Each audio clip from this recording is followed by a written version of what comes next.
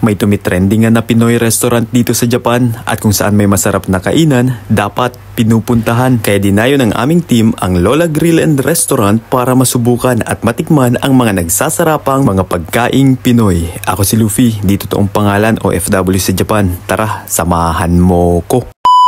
Ohayo gozaimasu, may lakad nga pala ako guys ngayong araw. Naghihintay na lang pala ako guys ng tren na sasakyan ko. Papunta kasi ako ngayon sa may Ueno, Tokyo. Doon kasi kami magkikita-kita ng Team Judge, mga tropa ko dito sa Japan. Pupuntahan kasi namin guys yung tumitrending na Philippine restaurant dito. Fast forward ko na pala, natakpan na rin lang tayo ni Pare Kois. Kasama ko na nga pala ngayon guys si Kuya JP in Japan, Coops TV, Suguine, Paring Dexter Vlogs, Mami Cherry Vlogs, and family. Bumiyahe kami ngayon papunta sa Ibaraki-ken Ushikushi. Sakto nga guys kasi lunchtime na rin kami nung makarating dito. Pagkalabas nga guys dito sa may Ushiko Eki o Ushiko Station, matatanaw na agad yung Lola Grill and Restaurant. Doon tayo sa building na yun mismo pupunta para makakain ng mga pagkaing Pinoy. Sumakay na nga kami guys dito sa may elevator para mabilis lang yung pagbaba namin. At galing dito sa may station, 1 minuto lang yung nilakad namin papunta sa Lola Grill and Restaurant. Sobrang excited na nga rin kami ngayon guys kasi natuloy na rin yung plano naming pagpunta dito. Kahit nga medyo malayo to guys sa lugar namin, dinayo pa rin namin para makakain ng mga namiss naming pagkaing Pinoy. Bilang OFW kasi, hindi lang pamilya mo yung mamimiss mo, pati yung mga lasa ng mga pagkaing kinalakihan mo, sobrang mamimiss mo talaga. Kaya pagkaakyat namin guys dito sa may 3rd floor, kumatok agad ako para makapag-order na. At habang naghihintay nga kami guys ng order, nag-picture muna kami dito kasi sobrang ganda at elegante ng lugar nila. Sa mga napuntahan ko kasi guys na kainan dito sa Japan,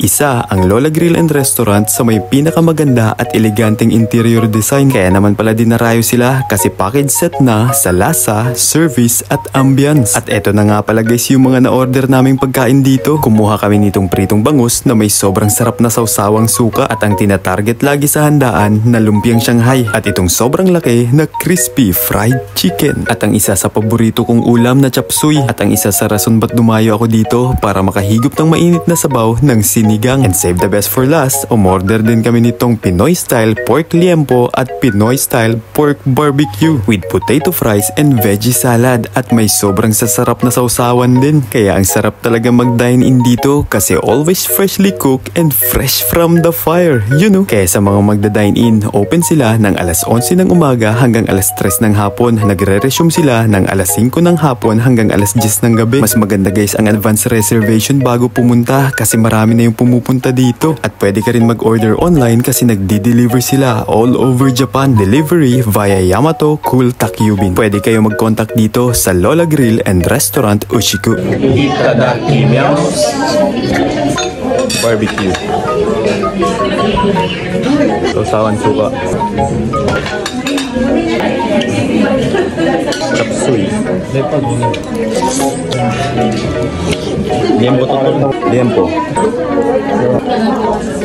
Liempo salad.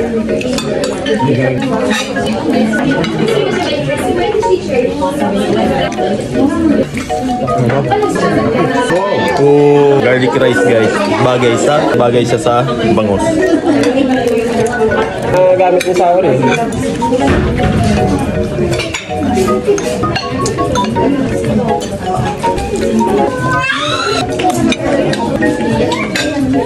Fried chicken.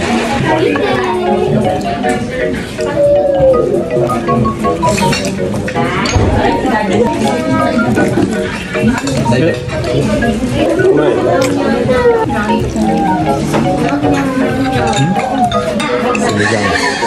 Sabaw.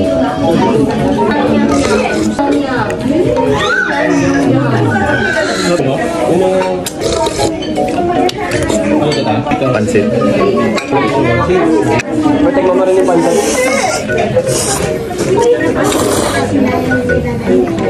Sarap. Dahil lang ka. Sarap. Pork ribs asado.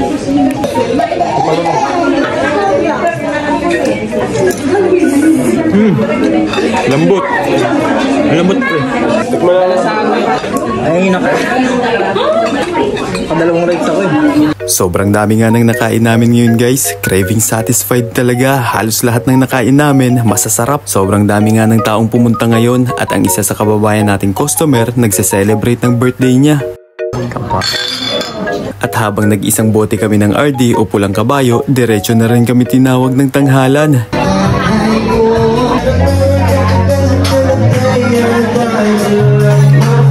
But the answer is no.